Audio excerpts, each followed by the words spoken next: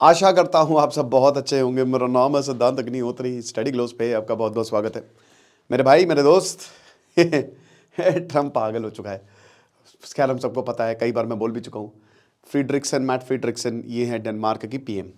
अब दो खबर है, मैं एक एक करके आपको बताता हूँ, लेकिन उससे पहले बता दूँ कि अगर आप एमएस ऑफिस सीखना चाहते हैं, आप अपनी स्किल को एनहांस करना चाहते हैं, अगर आप जॉब ढूंढ रहे हैं, तो ये कोर्स आपके लिए बहुत मददगार साबित होगा। को पायलट आर्टिफिशियल इंटेलिजेंस का ही टूल है। Excel, PowerPoint, Outlook, Word. Live classes 15 जनवरी से होंगी। एक सर्टिफिकेशन कोर्स है, मत छोड़िए इसे। 200 स्टूडेंट्स के लिए ये मात्र 400 रुपये का है शुरुआत। अब क्योंकि अब सीट थोड़ी कम बची, तो डिस्क्रिप्शन कमेंट बॉक्स में लिंक है। तो भाई डोनाल्ड ट्रंप जो है वो क्या बोले हैं, वो ये कह रहे हैं कि हम जो हैं वो 8 लाख से 80 लाख तक एक एक आदमी को देंगे। $10,000 से $1,00,000 तक बहुत पैसा देंगे हम। आप आ जाओ हमारे पास, करोड़पति बना देंगे।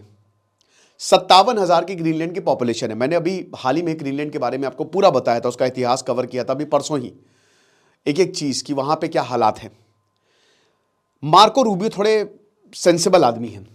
वो ये कह रहे हैं कि देखिए, हम डेनमार्क के पीएम से मिलना चाहेंगे, मतलब अगले हफ्ते हमारी मीटिंग है ही है, और फिर देखेंगे हम। अमेरिका कह रहा है, डोनाल्ड ट्रंप कह रहे हैं कि सिक्योरिटी पॉइंट ऑफ व्यू के हिसाब से ग्रीनलैंड हमारे लिए बहुत इंपॉर्टेंट है। अब ग्रीनलैंड क्यों इंपॉर्टेंट है, मैंने आपको बताया था, तो थुले एयरबेस है और इनका स्पेस स्टेशन भी ग्रीनलैंड में है। अमेरिका की एंट्री ग्रीनलैंड में वर्ल्ड वॉर 2 के दौरान हुई और तब से वो वहीं बैठा हुआ है। क्यों बैठा हुआ है? क्योंकि मैंने आपको बताया था कि ये स्ट्रैटेजिकली बड़ा इंपॉर्टेंट है। ठीक है, जहां पे ये है, एक गैप है Iceland, Greenland Iceland UK gap. आसानी से रशिया के शिप्स या चाइना के शिप्स वहां पे आ सकते हैं। 2009 के बाद से, जब से यहां पे सेल्फ रूल आया है ग्रीनलैंड में, क्योंकि मैंने आपको बताया था ना कि वैसे तो एरिक द रेड ने ग्रीनलैंड को 1000 साल पहले फाउंड किया, खोजा था। डिस्कवर मतलब होता है कि वो एग्जिस्ट करता था, पहली बार पहुंचे। ठीक है, तो वहां पे फिर लोग रहने लगे, सेटलमेंट्स आ गई। लेकिन एक्चुअल में 18th सेंचुरी में डेनमार्क वहां पे पहुंच गया और वो डेनमार्क की कॉलोनी रहा। ठीक है, अब डेनमार्क रहा वहां पे जरूर, और कंट्रोल भी ग्रीनलैंड को डेनमार्क ने किया, लेकिन डेवलपमेंट नहीं किया। जब अमेरिका की एंट्री हुई तो वहां पे डेवलपमेंट भी हुआ, खूब पैसे भी दिए गए, लेकिन ग्रीनलैंड कहता रहा कि हमको आजादी दो। अब ग्रीनलैंड को आजादी दे दी डेनमार्क ने, पूरी तरीके से नहीं, ग्रीनलैंड की ही टेरिटरी है। लेकिन जैसा वही भारत कश्मीर का पहले नहीं था 2019 के बाद, वैसे ही ग्रीनलैंड का भी कि तुमको हम पैसा भी देंगे, हम सब कुछ देंगे। कॉन्स्टिट्यूशन 1953 का जो डेनमार्क ने दोबारा से बनाया, वैसे डेनमार्क की कॉन्स्टिट्यूशनल मोनार्की है। ठीक है, तो उसमें था कि आपको हम सेल्फ रूल देंगे, और धीमे धीमे इसको खत्म किया गया। 1979 आया, फिर 2009 का जो सेल्फ रूल था उसने सब बदल के रख दिया। सब कुछ डेनमार्क करता है, ग्रीनलैंड करता है। डेनमार्क का उसमें ज्यादा हस्तक्षेप है ही नहीं, एवरीथिंग बस डेनमार्क पैसे देता है। लेकिन 2009 के बाद से क्या होगा ना कि डेनमार्क में इंडस्ट्रीज नहीं है। मैंने आपको बताया था कि सॉरी, बार बार, ग्रीनलैंड में इंडस्ट्रीज नहीं है। ग्रीनलैंड खजाने के ऊपर बैठा हुआ है, खजाने के ऊपर। ग्रीनलैंड में रेयर अर्थ एलिमेंट है, ग्रीनलैंड में नेचुरल गैस है, ग्रीनलैंड में लिथियम है, हर चीज ग्रीनलैंड में है। इसको एक्सप्लोर नहीं किया गया, क्यों करेंगे? ग्रीनलैंड आइलैंड है भाई, दुनिया का सबसे बड़ा आइलैंड है, ठंडा आइलैंड है। ठीक है, ठंडा है बहुत ज्यादा भैया। दुनिया के सबसे बड़े ग्लेशियर्स यहां पे है। 80% ग्रीनलैंड बर्फ से ढका हुआ है। लगभग 22 लाख स्क्वायर किलोमीटर का एरिया है, भारत का 32 लाख स्क्वायर किलोमीटर, इतना बड़ा है ग्रीनलैंड। ठीक है, तो इसीलिए ग्रीनलैंड में ज्यादा हम कुछ कर नहीं सकते। बट अमेरिका ठहरा अमेरिका, तो ग्रीनलैंड क्या कह रहा है कि वहां पे हमारे पास इंडस्ट्री नहीं है और ज्यादा, तो अब हम चाइना के पास जाएंगे। अब ग्रीनलैंड का चाइना की ओर रुझान काफी बढ़ता रहा। यूरेनियम माइनिंग का चाइना को कॉन्ट्रैक्ट दे दिया, चाइना से फंडिंग लेने लगी इन्होंने अपने एयरपोर्ट को डेवलप करने के लिए। तो फिर अमेरिका और डेनमार्क ने बोला, भाई पागल आगल लोग, रुको रुको रुको जरा, सबर, हम आ रहे हैं। तो अमेरिका ने भी खूब पैसे दिए, डेनमार्क ने भी खूब पैसे दिए कि तुम हमसे लो ना, अपनों से बात करो, तुम क्यों गैरों के पास जा रहे हो बेटा? है ऐसा ऐसा होता है? बैठ के समझाया तो ग्रीनलैंड ने बोला कि हाँ हाँ बात तो सही है, लेकिन अब तो मैं ब्लैकमेल करूंगा तुमको। तो लगातार 2009 से लेकर अभी तक ये ब्लैकमेल जारी है।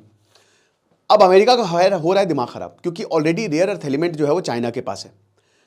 इलेक्ट्रिक व्हीकल मतलब लिथियम आयंस भी चाइना के पास है, और चाइना और अमेरिका की बन रही है नहीं। जियोपॉलिटिक्स तेजी से बदल रही है, अमेरिका को भी चाहिए रिसोर्सेस। इसीलिए नेशनल सिक्योरिटी के लिए ये इसलिए भी इंपॉर्टेंट है क्योंकि यहाँ से चाइना और रशिया से आप नज़र रख सकते हैं।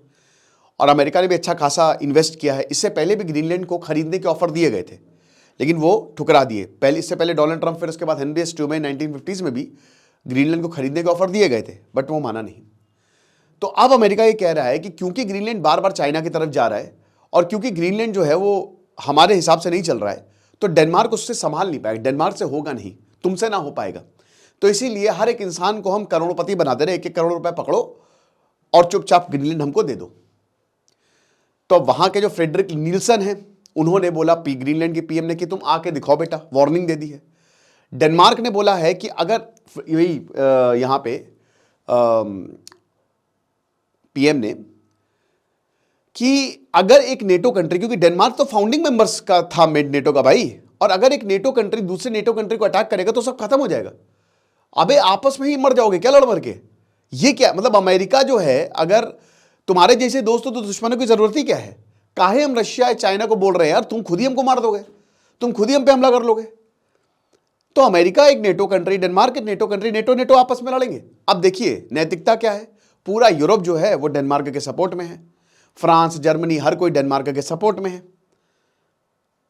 दूसरा पॉइंट यह है कि यहां पे डेनमार्क ने साफ साफ बोल दिया है, इनकी डिफेंस मिनिस्ट्री कह रही है कि भैया गोली पहले मारेंगे, ऑफिशियल स्टेटमेंट है ये, गोली पहले मारेंगे, सवाल बाद में पूछेंगे। 1952 का जो संविधान आया उसमें साफ साफ ये लिखा है कि आपको पूछने की भी किसी से जरूरत नहीं है, हम अपने बॉर्डर्स की सुरक्षा करेंगे, हम अलर्ट पे हैं। तो पूरा डेनमार्क अलर्ट पे है, पूरा ग्रीनलैंड अलर्ट पे है। अब सबसे बड़ा सवाल आता है, क्या वाकई में डोनाल्ड ट्रंप इन्वेड करेंगे? जवाब है नहीं।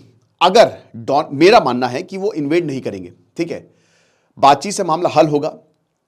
देखिए नवंबर तक की बात है, मिड टर्म इलेक्शन हो जाएंगे, डोनाल्ड ट्रंप हार जाएंगे, वो जेल भी जा सकते हैं और उनको 90% जो है प्रेसिडेंट वो बनेंगे नहीं। अगर थोड़ा सा भी किसी में दिमाग हुआ तो उनके खिलाफ मोशन पास होगा इंपीचमेंट का, और 110% वो इंपीच हो जाएंगे, क्योंकि मेजॉरिटी इस बार 2/3 मेजॉरिटी, कल मैंने बताया भी था कि अमेरिकन प्रेसिडेंट कैसे इंपीच होता है, तो 2/3 माइनॉरिटी सेनेट पे आई जाएगी डेमोक्रेट्स की, तो इनका खेल खत्म है। लेकिन नवंबर से पहले पहले पता नहीं क्या कई संविधान ही बदल दे, एक डिक्टेटरशिप से भी खतरनाक है। ठीक है, कल वही मैंने, बहुत अच्छा कमेंट है एक बच्चे का, मैं फिर से उसको दोहराऊंगा, जब उसने ये मुझसे बोला कि सर अमेरिका की वजह से ही आप इतना तेज तेज बोल पा रहे हैं। बात सच है, हम सारे प्रोडक्ट अमेरिका के यूज कर रहे हैं, लेकिन वो अमेरिका ट्रंप के खिलाफ है। हम उस अमेरिका की बात नहीं कर रहे हैं, वो अमेरिका ट्रंप के खिलाफ हो गया है।